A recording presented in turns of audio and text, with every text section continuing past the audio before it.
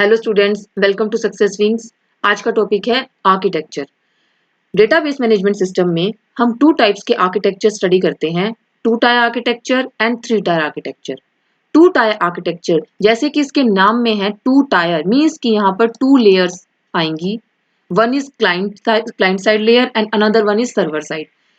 Client side में क्या होगा कि क्लाइंट अपनी वेरियस रिक्वेस्ट सेंड करेगा और वो रिक्वेस्ट सर्वर के पास जाएंगी। सर्वर उनको प्रोसेस करेगा उन रिक्वेस्ट को और डिस्प्ले कराएगा आउटपुट को क्लाइंट पे। क्लाइंट साइड के जो भी मशीन है, क्लाइंट डिस्प्ले मशीन पे भी या जिस इंटरफेस पे होगा उस पर रिक्वेस्ट आ जाएगी, रिक्वेस्ट का रिजल्ट आ जाएगा।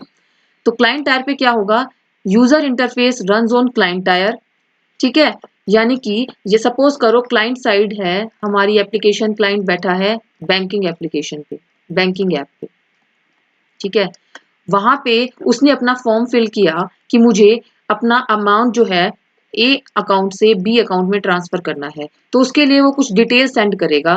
ठीक है, वो डिटेल्स कहाँ जाएंगी, वो डिटेल्स जाएंगी सर्वर साइड पे यानी डेटाबेस के पास।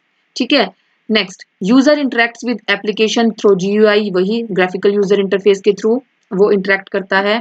It sends request to server, यानी कि ये रिक्वेस्ट सेंड करेगा सर्वर के पास।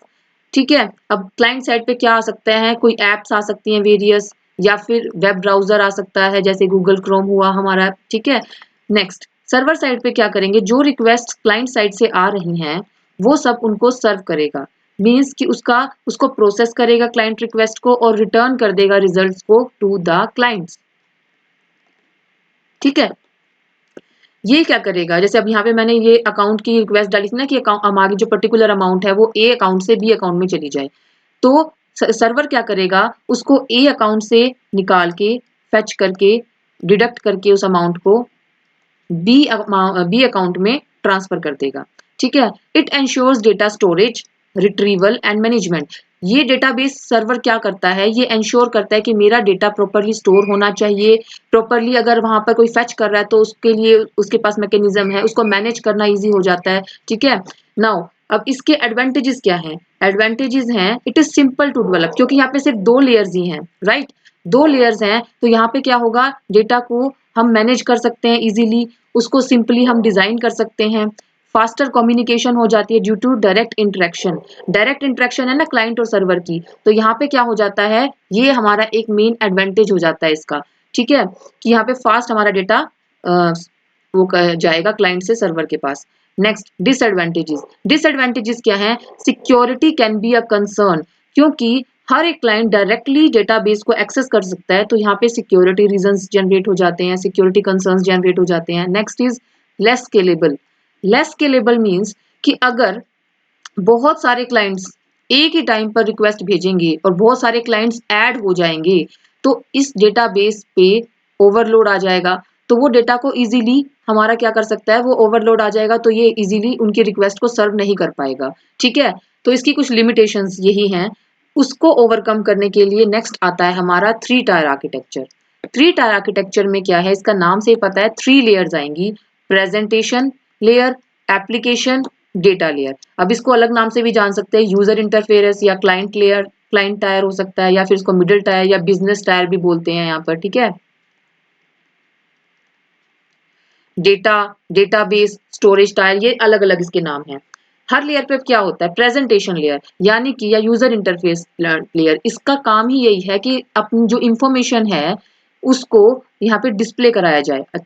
जैसे ये लेयर है यहाँ पर, ठीक है, तो जो यूजर यहाँ पे इंटरेक्ट कर रहा है, तो वहां पे किस तरह से जो उसकी रिक्वेस्ट प्रोसेस होएगी, वापस आएगी, तो वो किस फॉर्म में वो उसको आउटपुट जनरेट होगा वो, एंड वो जब वो इनपुट दे रहा है तो किस तरह से हमारा जो है प्रेजेंट किया जा रहा है डेटा, वो सारा का सारा है user interference. It is responsible for displaying information, किस तरह से हमारी इंफॉर्मेशन डिस्प्ले की जा रही है, रिसीव की जा रही है यूजर इनपुट को, तो वो सारा का सारा काम कहाँ पर होता है, यूजर इंटरफेरेंस लेवल पे। सपोज बैंकिंग इंफॉर्मेशन, बैंकिंग का ही ऐप का ले लेते हैं, यहाँ पर ग्राफिकल यूजर इंटरफेस होता है ना, मीन्स की ग्राफिकल फॉर्म में जैसे यहाँ पे चेक बॉक्स बने होंगे या फिर कुछ फॉर्म होगा। ठीक है, इस तरह से, तो वहां पर यूजर क्या डालेगा, अपनी रिक्वेस्ट डालेगा, राइट, अपनी यूजर ने रिक्वेस्ट डाली, वो सारी रिक्वेस्ट कहाँ जाएगी, डेटाबेस सर्वर के पास जाएगी। तो सर्वर जो करेगा उसकी रिक्वेस्ट को प्रोसेस करके आउटपुट जनरेट करके दोबारा से इसी लेयर पे आएगा, तो वो उसको किस तरह से प्रेजेंट कर रहा है, तो ये काम भी इसी लेयर पे होता है। ठीक है, sender sends user request to application layer, तो जो ये रिक्वेस्ट है ना वो पहले एप्लीकेशन लेयर के पास जाएगी, फिर एप्लीकेशन लेयर से डेटाबेस लेयर के पास जाएगी। राइट। एप्लीकेशन मिडल टायर, इसमें क्या होगा कि जो यूजर ने रिक्वेस्ट की वो उसको यहाँ पर प्रोसेस करेगा, उसके ऊपर वेरियस वैलिडेशंस लगा सकता है या कोई रूल्स लगा सकता है, तो वो सारा काम यहाँ पे होता है एप्लीकेशन टायर पे। यानी कि it processes user request, apply business logic and interacting with the database, यहाँ पे फिर वो इंटरेक्ट करेगा डेटाबेस से। सपोज ये हाई लेवल लैंग्वेज में अपनी रिक्वेस्ट सेंड करेगा, तो डेटाबेस क्या है, कंप्यूटर पे एक सॉफ्टवेयर ही तो है ना, तो सॉफ्टवेयर हाई लेवल लैंग्वेज थोड़ी समझ सकता है, तो ये जो लेयर है बीच की, ये जो है इसको इस लैंग्वेज में कन्वर्ट कर देती है, लो लेवल लैंग्वेज में। ठीक है, नेक्स्ट, ताकि वो इजीली उसको प्रोसेस कर सके। ठीक है, अब क्या होता है, डेटाबेस पे आया वो डेटा। ठीक है, डेटाबेस पे आने के बाद ये क्या करेगा, हैंडल करेगा स्टोरेज, वही जो डेटाबेस करता है, स्टोरेज हैंडल करता है, रिट्रीवल हैंडल करता है, मैनेजमेंट ऑफ डेटा हैंडल करता है। ठीक है, ये क्या करेगा, एग्जीक्यूट करेगा वेरियस क्वेरीज को, लाइक जैसे हमारा डेटा आया यहाँ पर, तो ये क्या करेगा, वेरियस क्वेरीज जैसे कि एसक्यूएल क्वेरीज होती है ना हमारी, लाइक इंसर्ट करना, ठीक है, अपडेट करना, सेलेक्ट, ये सारी क्वेरीज और भी बहुत सारी क्वेरीज होती हैं, इन सब क्वेरीज को यहाँ पर एग्जीक्यूट किया जाता है। इट स्टोर्स डेटा सिक्योरली, यहाँ पे डेटा को सिक्योर फॉर्म में रखा जाता है, ताकि उसको कोई भी यूजर, जैसे सपोज क्लाइंट 1 है तो क्लाइंट 2 उसको फेच ना कर सके, जैसे कि बैंकिंग इंफॉर्मेशन है, तो एक यूजर का अकाउंट है तो उसकी डिटेल्स या उसके अकाउंट को कोई दूसरा यूजर एक्सेस नहीं कर सकता, उस डिटेल जो यूजर की डिटेल्स है क्लाइंट 1 की, सपोज क्लाइंट 1 है तो उसकी जो भी डिटेल्स हैं, तो क्लाइंट 2 जो है ना उसको अपडेट नहीं कर सकता, उसको व्यू नहीं कर सकता। ठीक है, तो ये सिक्योरिटी यहाँ पे डेटाबेस में प्रोवाइड होती है। अब एग्जांपल क्या है, कस्टमर डिटेल्स, जैसे कि जो प्रॉपर डिटेल्स हैं, रिकॉर्ड्स हैं, ठीक है, वो सारे के सारे हमारे डेटाबेस में स्टोर होते हैं। ठीक है, तो ये था हमारा 3 टायर आर्किटेक्चर। हाँ, इसका एक एडवांटेज है, एडवांटेज यही है कि ये स्केलेबल है। जस्ट अ मिनट, इसके एडवांटेजेस रहेंगे स्केलेबिलिटी,